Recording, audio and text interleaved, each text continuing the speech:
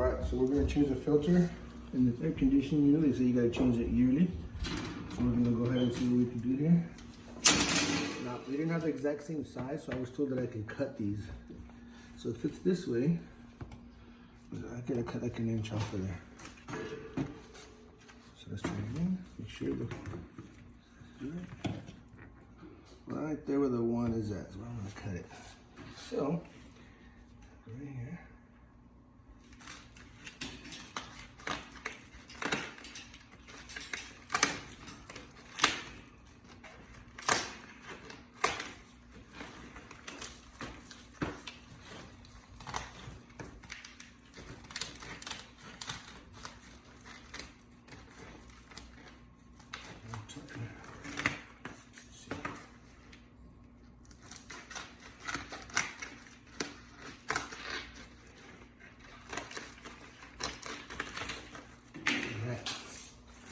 I think that should do it.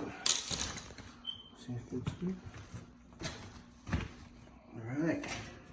There you go. You're all set. Till next year.